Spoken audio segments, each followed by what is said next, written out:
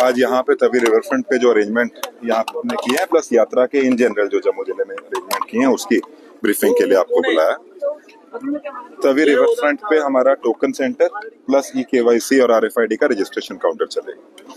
इसके साथ साथ हमारा रजिस्ट्रेशन काउंटर रेलवे स्टेशन पे भी चलेगा, गीता भवन में, राम मंदिर में और भगवती नगर में जैसा पहले चलता था वैसे काउंटर चलेंगे। मैं ये आपको सुनिश्चित कर देना चाहता हूँ कि हमारे पास तैयारियों में हमने कोई कमी नहीं छोड़ी, चाहे वो सुरक्षा की तैयारियां हो, चाहे वो यात्री को फैसिलिटेट करने की तैयारी हो, उसमें हमने पूरी मेहनत से इस तरह की तैयारी की है कि हर यात्री को हम एक कंफर्टेबल स्टे जम्मू में दे सके।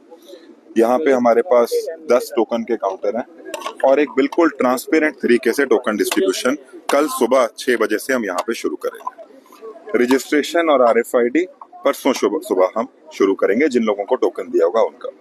ये भी मैं आपको बता दूं कि इसकी जो नई फैसिलिटी यहाँ पे तैयार की है, यहाँ पे 100 से ऊपर टॉयलेट, नहाने की जगहें और 24 घंटे लंगर चलेगा। तो कोई भी यात्री ऐसा नहीं है जिसको जो बिना पानी या खाने के रहेगा। प्लस हमने यहाँ पे तकरीबन 4000 यात्रियों के एक अच्छे एनवायरनमेंट में रुकने की तैयारी भी की है। पूरा यहाँ पे बेडिंग, पंखे, हर चीज की तैयारी यहाँ पे की है। एक अपील मैं जो जम्मू के सारे निवासियों से ये करना चाहता हूँ कि जितने भी यात्री आ रहे हैं वो हमारे गेस्ट हैं। बहुत सारे ऐसे यात्री हैं जो पहली बार आएंगे, तो 4-5 चीजें हमें करनी जरूरी हैं, जो मैं आपके माध्यम से एक अपील सारे जितने हमारे व्यवसाय वाले लोग हैं, जितने हमारे ई-रिक्शा चालक हैं, ऑटो चालक हैं, टेम्पू चालक हैं, होटल इंडस्ट्री के लोग हैं, दुकानदार हैं, होटल वाले हैं, सबसे ये अपील है कि पहली बात, हम सभी यात्रियों को अपना गेस्ट मान के उनसे व्यवहार अपना अच्छा रखें।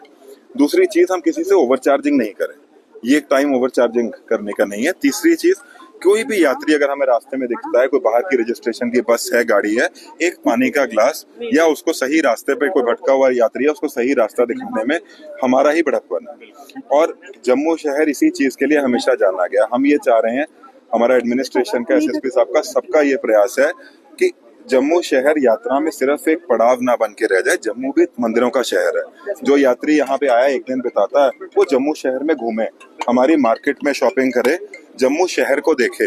और इसके लिए हम एक और प्रयास भी कर रहे हैं, जो कल हम आपसे शेयर करेंगे। हम चाहते हैं कि जो यात्री यहाँ पे आते हैं, हम उनको ऐसा एक फीलिंग दिलाएं कि एक तो वापस आने की आशा रखे, दूसरा उस यात्री को हम अच्छे से फैसिलिटेट करें। और वो जम्मू में जितनी साइट्स हैं, चाहे वो हमारा बाहू फोर्ट है, रणबीरेश्वर मंदिर है, रघुनाथ मंदिर है, अखनूर का किला है, सुचेतगढ़ बॉर्डर पे हमारी रिट्रीट सेरेमनी होती है, हम उसको प्रेरित करें वहां पे जाने के लिए। उसको प्रेरित करने के लिए एक नई योजना भी है, वो कल आपसे शेयर करेंगे। बट जम्मू के सब लोग साथ मिलके हमें, प्रशासन की इसमें मदद करें, हम आपके साथ हैं। जम्मू शहर में एक मेले की तरह हम सारे यात्रियों को फैसिलिटेट करें, यही आशा हम रखते हैं और इसी के लिए एडमिनिस्ट्रेशन पूरी तत्पर है।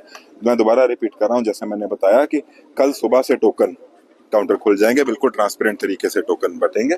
परसों से रजिस्ट्रेशन काउंटर खुलेंगे और जितने भी यात्री हैं उनका main facility Tawi river front पे, अगर जम्मू में किसी को भी आप देखते हैं, हमने जगह जगह पे बैनर होर्डिंग लगाए हैं, उनको आपने तवी रिवर फ्रंट पे आने के लिए ही गाइड करना है। जो रोड है रेलवे स्टेशन के, इस बार हमारे 2 प्रवेश और एंट्री एग्जिट है। नरवाल साइड से भी खुला है और जो रेलवे स्टेशन की एंट्री हम पिछले कुछ सालों से देखते आए वो भी चल रही है।